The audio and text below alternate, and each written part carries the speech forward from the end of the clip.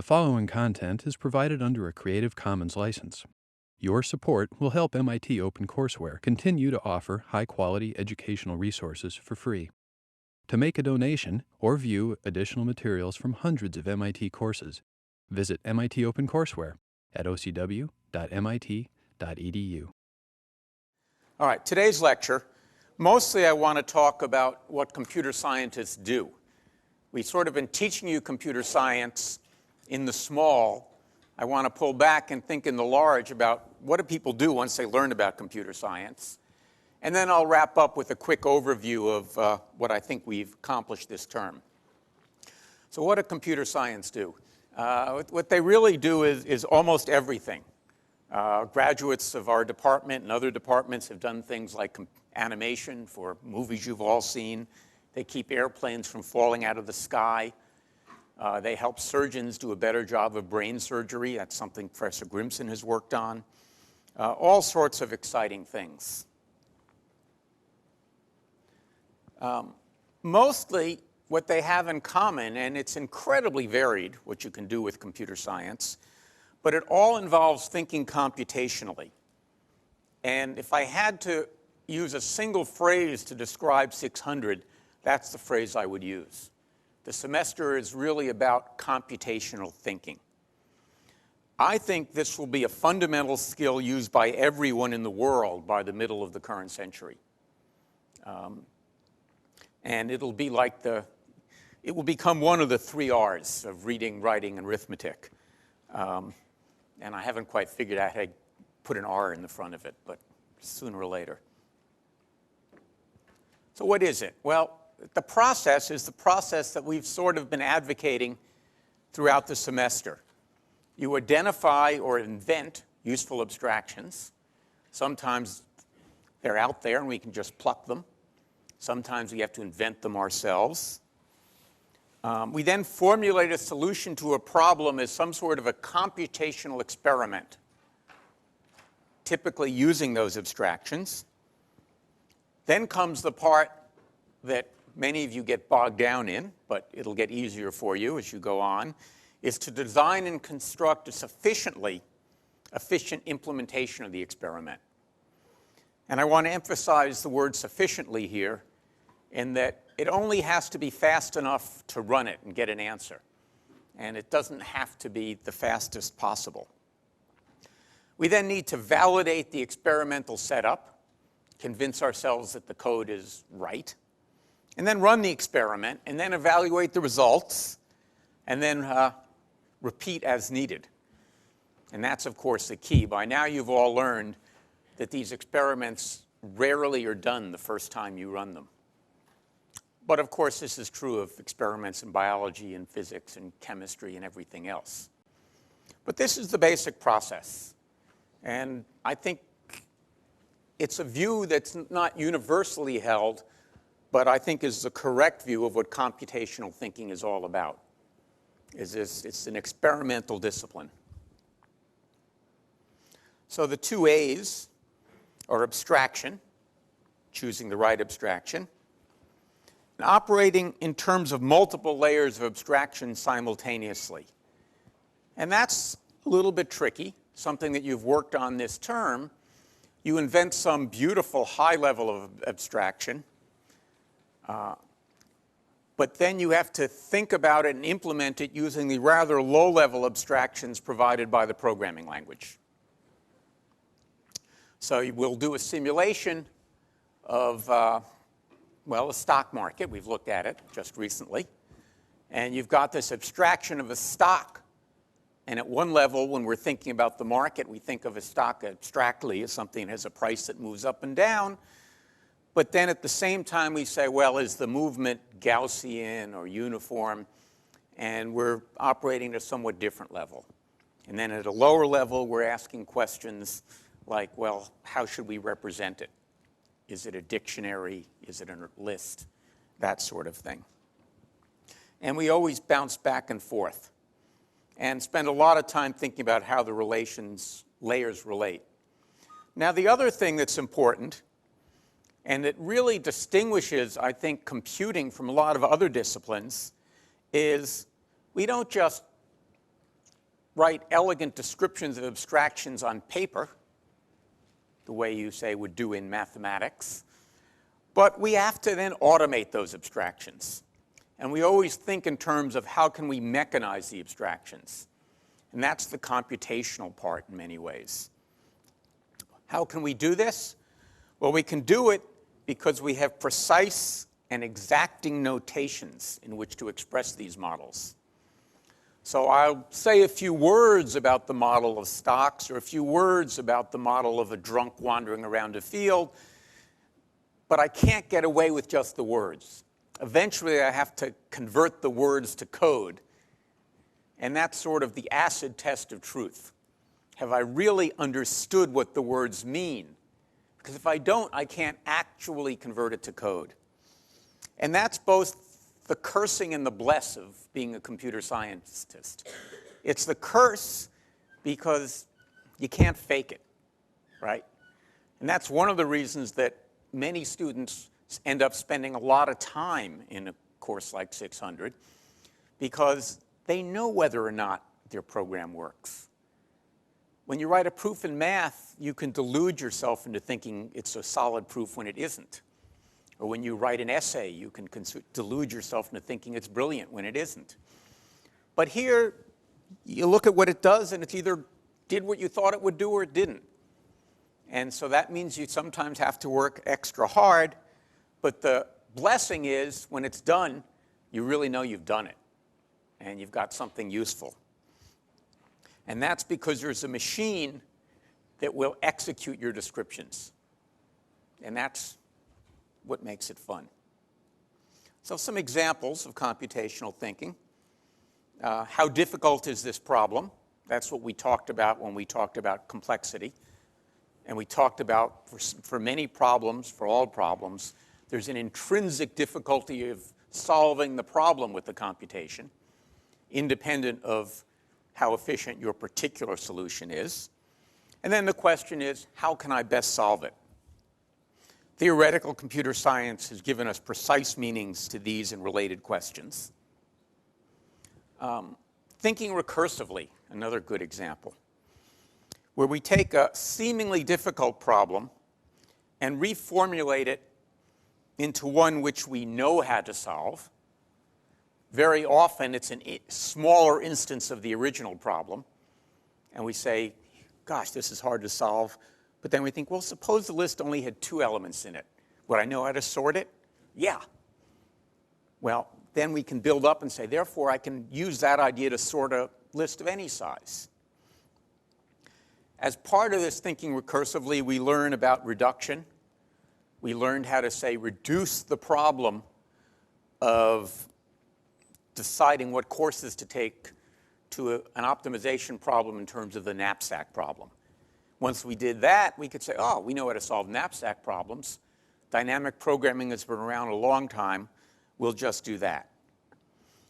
So we do a lot of these reductions, embeddings, transformations, transforming one problem into another in simulations. So some other examples: choosing an appropriate representation, modeling the relevant abstracts of a problem to make it tractable. And this is the essence of abstraction that computer scientists learn, is how to figure out what's relevant and ignore what is irrelevant or less relevant. It's to focus on the important things. That's an enormous skill in not only computing but in life. We worry about worst-case scenarios, damage containment, error correction. All of this we talked about when we talked about debugging, defensive programming, making sure the types were right. But again, these are very general things that we think about. And we think about the fact sometimes, this is kind of a nice idea, the fact that there exist really hard problems is actually a good thing, because that's what lets us do things like use encryption to get privacy of our data, or privacy of our communications, or privacy of our phone calls. Because we have learned that some problems are intrinsically difficult to solve, and that's what coding is all about, or encryption is all about. That's a nice thing. All right, I now want to talk more specifically about what one group of computer scientists does, and that's my research group, which consists of mostly graduate students, but every year I try and incorporate a few undergraduates in it. We work in the area of medicine. It's also the area in which Professor Grimson does most of his work. The goal is pretty simple. We want to help people live longer and better lives, right? I don't think any of you will think that's a worthless goal. But a second goal is we want to have fun while we're doing it, because life is way too short to do anything that's not fun for very long. So we push the frontiers of computer science, electrical engineering, and medicine, working in close collaboration with physicians. And here you've got logos of some of the hospitals with which we work. It is, of course, fairly technical work. We use machine learning, clustering, data mining, algorithm design, signal processing. And everything we do ends up eventually getting translated to code, which we then run. And so we worry a lot about software systems and the quality. We do write systems that, for example, inject electrical signals into people's brains. And it's kind of important when you do that the software does what it's intended to do, at least if you like the people. So some of our specific activities, and this is only a sampling, we work on extracting clinically useful information from electrical signals in the human body. Mostly the heart, the brain, and connected anatomy. For those of you who've never studied anatomy, I've labeled the heart and the brain in the diagram for you. The two major projects in this area we've been working on is predicting adverse cardiac events and detecting and responding to epileptic seizures. And I want to say a few words about each of those. We'll skip this. So example 1, treating epilepsy. I suspect most of you are surprised by the fact that 1% of the world's population has epilepsy. This is true in almost every part of the world. It's true in the United States. It's true in underdeveloped countries in Central Africa. It seems to be one of the few diseases that's invariant to economic situations. One of the reasons that people are surprised by this number is most folks who have epilepsy try and keep it a secret. There's a long history getting back to witches. People with epilepsy were deemed to be witches and were burned at the stake, things of that nature. People who have epilepsy are not allowed by the FAA to work on maintenance of aircraft. It's a ridiculous restriction, but it's in the law. So I know someone with epilepsy who's kept it a secret because he doesn't want to lose his job. That's all a different sermon. It's characterized by recurrent seizures generated by abnormal electrical activity in the brain. It's really less a disease than a description of symptoms, because there are lots of different causes of it. It can be inherited, and that's a significant fraction, or it can be acquired, typically by some sort of an insult to the brain. People who have strokes or serious infections will develop epilepsy, hemorrhages, and increasingly head injuries. It turns out to be an illness that is of now of great interest to the Defense Department because people are coming back from Iraq with epilepsy.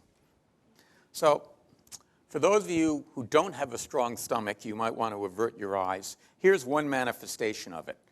On the left is an EEG, and that's, in this case, a recording of the electrical activity in the surface of this girl's brain. You can see she's wearing what looks like a very funny-looking shower cap. That's where the electrodes are. And it's recording the electrical activity in the brain. And on the right is obviously a video. Well, pretty frightening. Not all seizures are quite that frightening. In fact, most of them are not. Sometimes people have what are called absence seizures, where they just sort of black out for a period of time. Still not a good thing if you're, say, driving a car when that happens.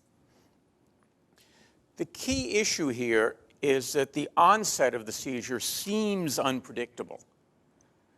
And in particular, it seems unpredictable to the person who has the seizure.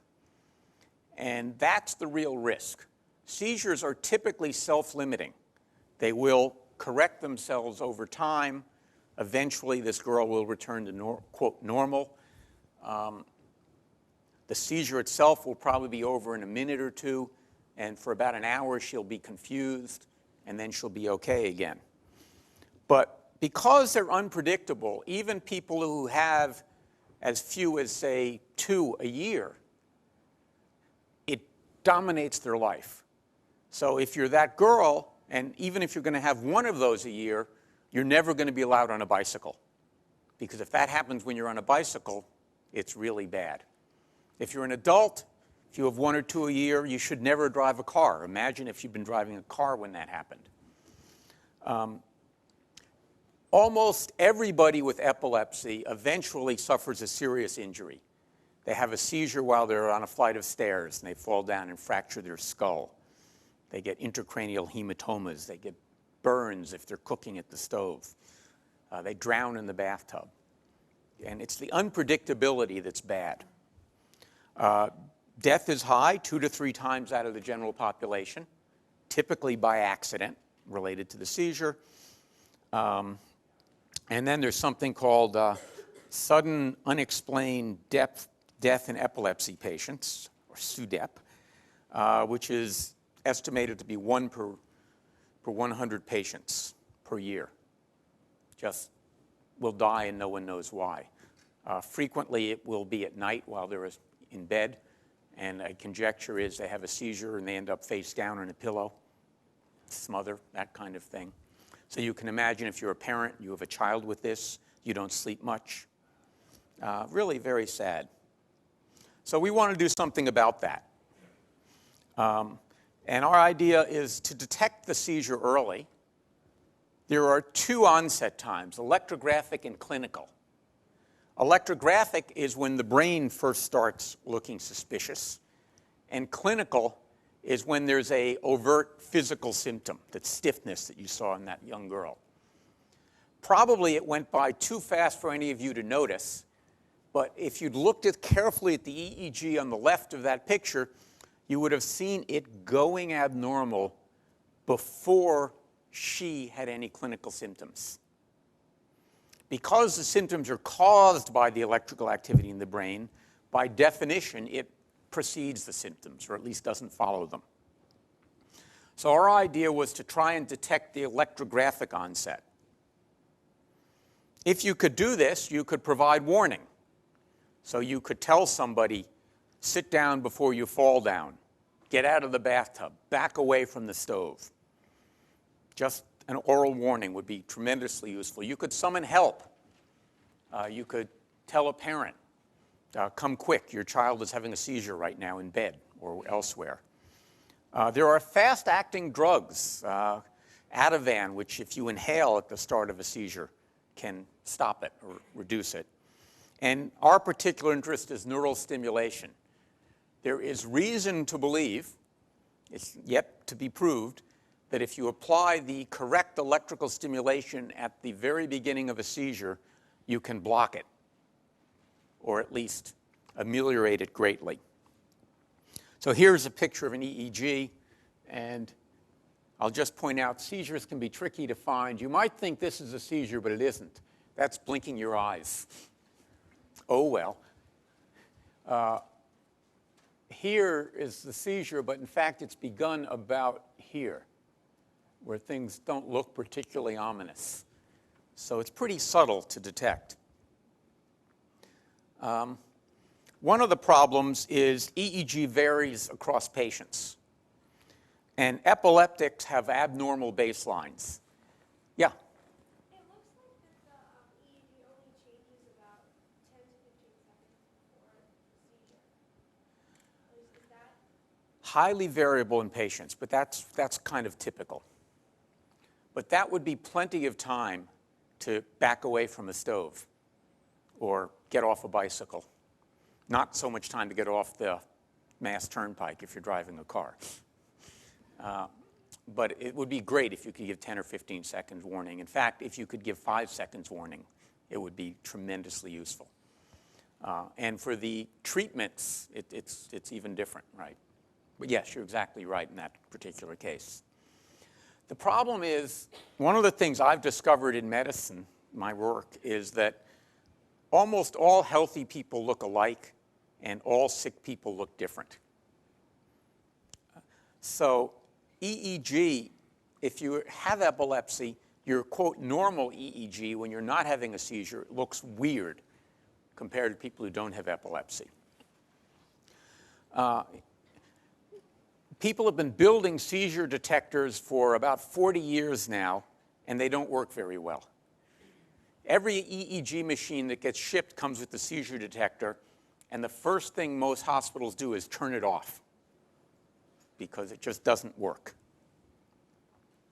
The good news is that even though each epileptic's brain signals look different, once you've learned what an individual signal looks like, it's pretty consistent.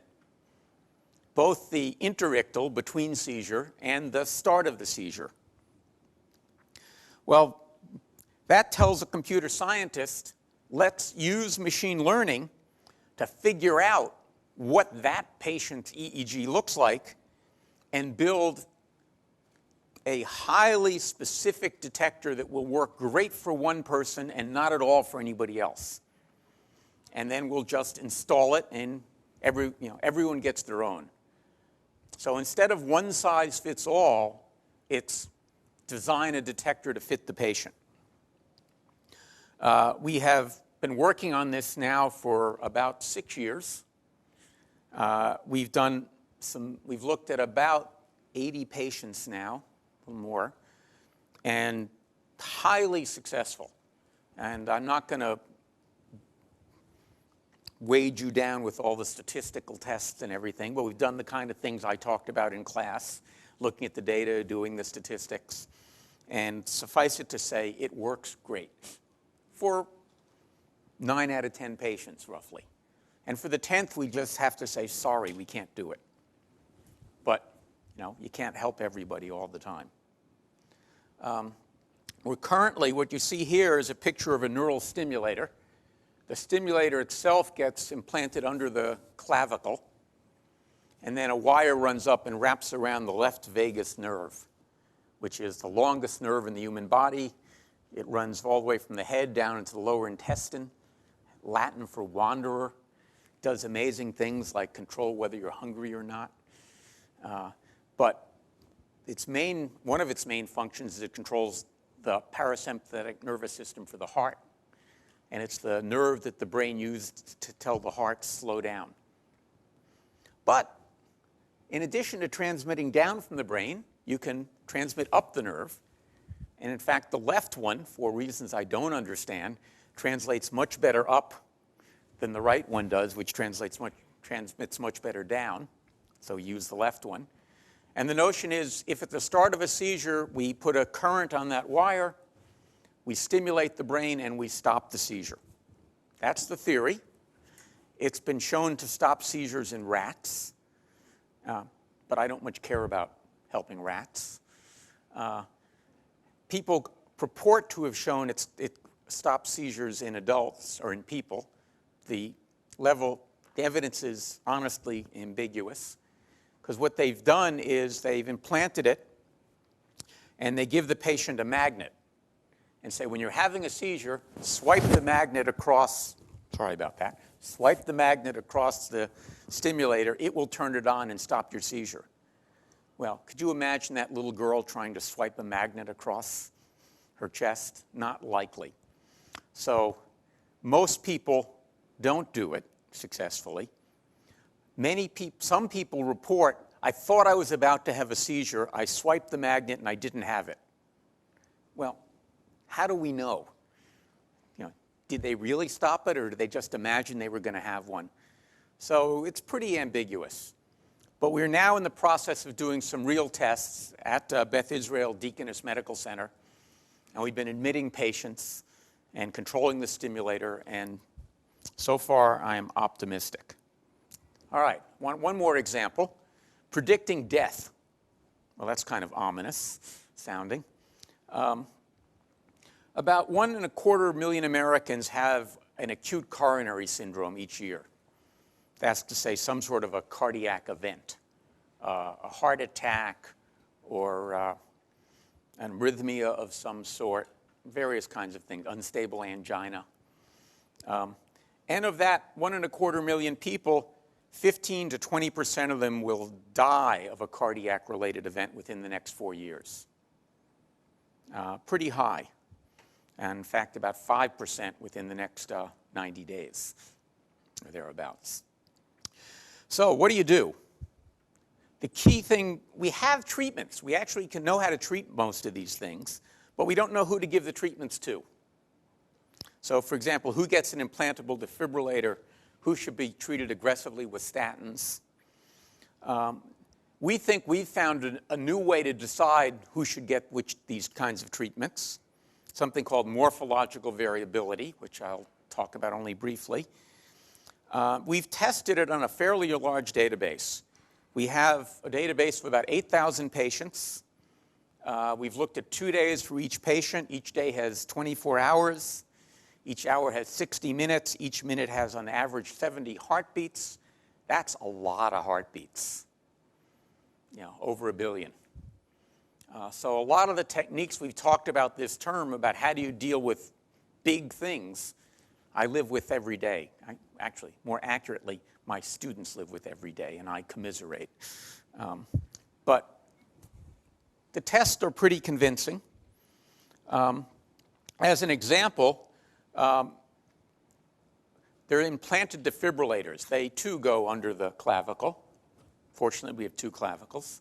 And then they connect to the heart, and they notice that they have a sensor. They notice the heart is beating very badly, and they shock the heart. So you've all seen medical shows where people put paddles on and say, clear.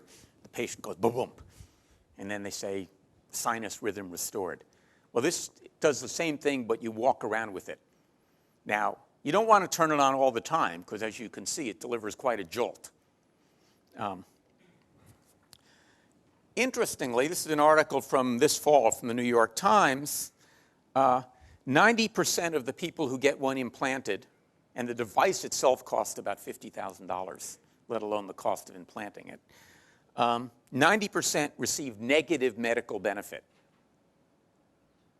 How do I know that they receive medical benefit? Well, I know that 90% of them are never turned on. Remember, there's a sensor that decides whether to apply the shock. 90% of them, the sensor never says turn on. So 90% of them can deliver no benefit because they're never used. On the other hand, clearly having the surgery to implant this is some risk. So that's why the benefit is not only neutral but negative. You've had fairly serious surgery. You've risked infection. And in fact, this year, several people died. I think 3 or 4 died when leads broke off on these things.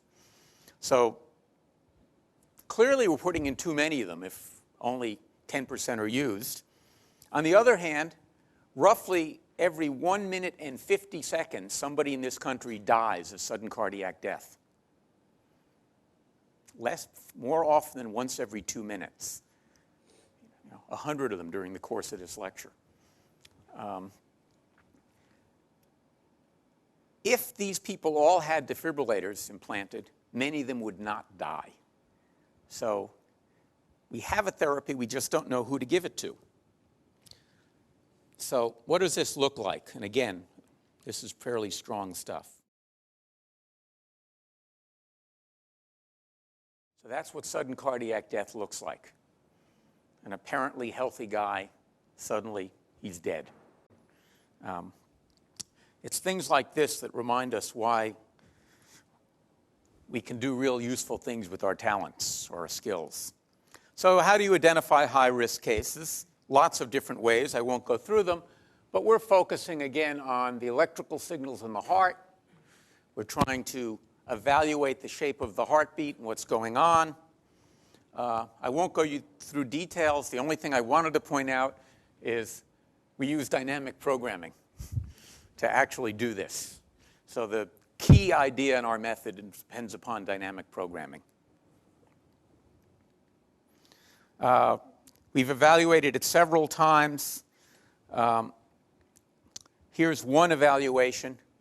We took the 25% of the population that we thought was at the highest risk, and you'll notice that within actually the first 30 days, 4.19% of those people were dead. This is a retrospective study, by the way. The ECG had been recorded, and we knew we had follow-ups on them.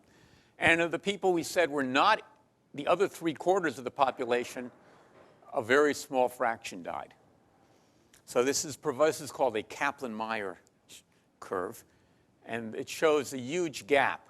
And in fact, roughly speaking, if we think you were at high risk, you were 8.5 times more likely to die within a month, within 90 days.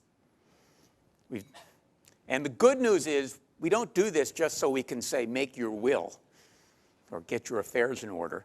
We actually do this so that we can say, all right, this is a person who should maybe get a defibrillator, maybe should have their arteries cleaned out, maybe should take a blood thinner. Once we know who's at risk, we can do something about it. All right, that's all I want to do is just give you a flavor of the kinds of things you've been learning are really useful and can be used to really do things that are worth doing.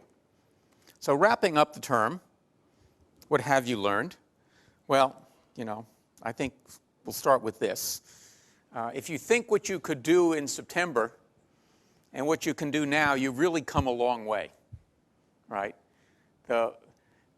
Try and go back and do problem set number 1 and see how long it takes you now and how long it took you then. You'll discover that you really are at a place you were not in September. We covered 5 major topics. Learning a language for expressing computations.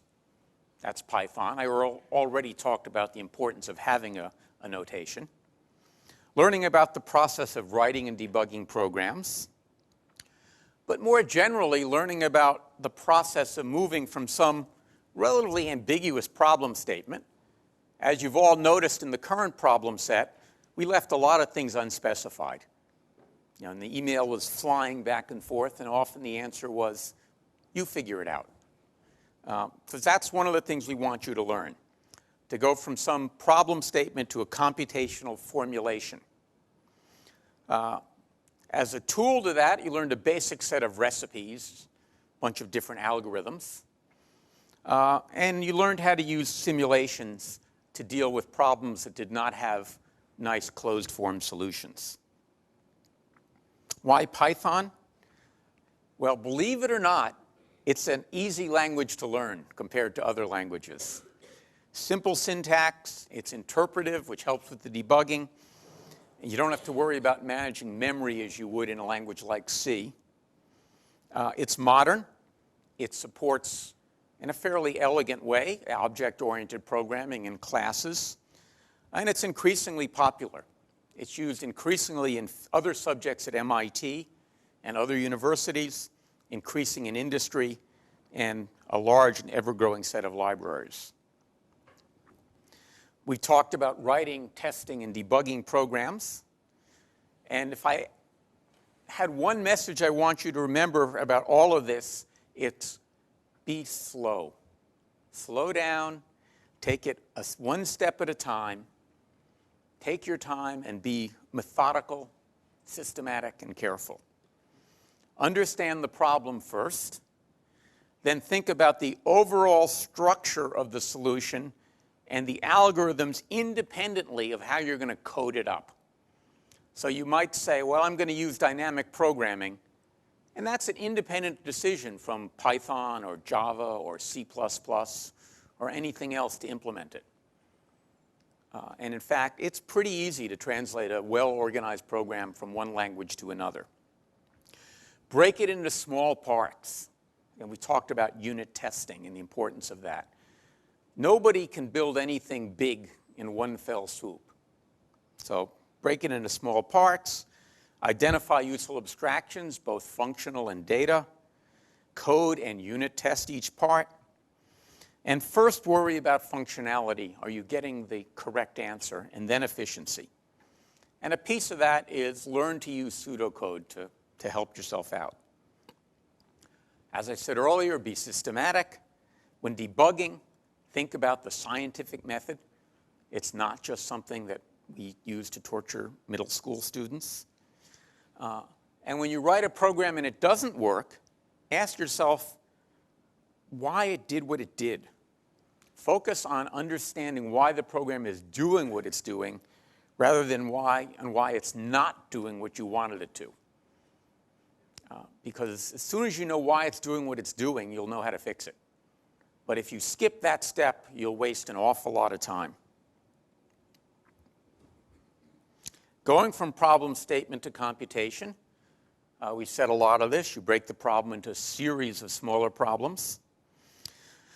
Ideally, reducing it to a problem that you already have code to solve or somebody else's code to solve. My first instinct when I have to solve a problem is I go to Google and I think about, oh, this is really an X problem, a shortest path problem. I type Python shortest path, and I see what code pops up on my screen. But I can't do that until I've realized, oh, it's really a shortest path, or it's really a knapsack. If I type Python select courses, I won't get anything useful. Think about what kind of output you'd like to see. I often start thinking about a program by first asking myself, what's the output going to look like? And I'll actually write the output down. And then I'll see if I can't write a program to generate that kind of output. Often you can take a problem, formulate it as an optimization problem. A lot of things reduce to finding the minimum or maximum values, satisfying some set of constraints. So when you're given something like, how do I find the directions from here to Providence? Think about it as an optimization problem. And also think about whether you really have to solve it. It's very often the case that an approximate solution is all you really need, and they're a lot faster. So we think about approximation formally in the sense of, say, Newton-Raphson we looked at, and successive approximation. But more informally, an approximation can be solve a simpler problem. That you don't really need to solve the problem you thought you needed to solve. If you solve something simpler, it will do just fine. So you don't find the best solution, you just find a pretty good solution. Or you simplify the assumptions and say, well, I'm going to find directions, and to make my problem a little simpler, I'm not going to allow myself to take any roads except highways to get from city A to city B. It may not be the shortest, but it's an easier problem to solve because there are so many fewer roads. We talked about algorithms. We talked about big O notation, orders of growth. That's very important. We talked a little bit about amortized analysis, that you might want to, say, sort something first if you were going to do a lot of searching. We looked at a bunch of kinds of algorithms. I've listed them here. I'm, by the way, going to send you a list with all of this stuff on it, among other things, so don't feel you need to transcribe it. But a lot of surprisingly large number of algorithms to cover in one semester when you think about it. Exhaustive enumeration, successive approximation, greedy, divide and conquer, decision trees, dynamic programming, quite a lot. Specific algorithms and specific optimization problems. We spent a lot of time on simulation. It's important, but maybe not as important as all that time relative to the semester, but it gave me an excuse to talk about some things that I wanted to cover. So it gave me a framework to talk a little bit about probability and statistics. And it's my view, personally, that every MIT student should be made to take such a course. Since they're not, I tried to sneak it in here. But it's important stuff to know. It gave me an excuse to build some interesting programs. So what I hope you noticed is as I went through these things, I actually tried to develop the programs incrementally, to talk about the abstractions, to talk about how I would test them. And so just as important as the simulation itself was the process of building the simulation. And so I just chose that as the mechanism to go through some case studies of building some interesting programs. It let us talk about random choice. Much of the world is, or at least appears to be, stochastic. And therefore, we have to model randomness in programs. And even when we don't have to, it can be used to solve problems that are not inherently random, like finding the value of pi. It let us look at the issue of assessing the quality of an answer. We looked at things and said, do we believe that that answer is right or not? And building models of at least parts of the world. Some pervasive themes that we talked about: the power of abstraction, systematic problem solving. These will be useful even if you never again write a program in your whole life. What next? Well, many of you, almost all of you, have worked very hard this semester. I hope you feel that you've got a return on your investment. Only you know that. As I said earlier, take a look at the problem sets and see whether you think you've learned anything. I'd like you to remember, after you leave this course, that you've got a skill you can use to solve problems. And when you sit down and there's some issue that you don't know, just knock out a program to get your answer. I do it all the time, and it's very useful. If you want to take more courses, there are others you can take. 601, the first course for Course 6 majors, you will find easy. Experience says people who take 600 first don't understand what all the fuss is about 601. You'll also find it fun and interesting. 6034, the Introduction to AI, is now using Python. You know everything you need to know to take that. 6005, which is software engineering, you know everything you need to take that. And for many of you, you can take 6006, which is a really interesting kind of algorithms course, more advanced algorithms. Particularly those of you who like math would find 6006 really fun. So if you want to take more courses, there are courses to take. Thank you all. Good luck with the rest of the semester.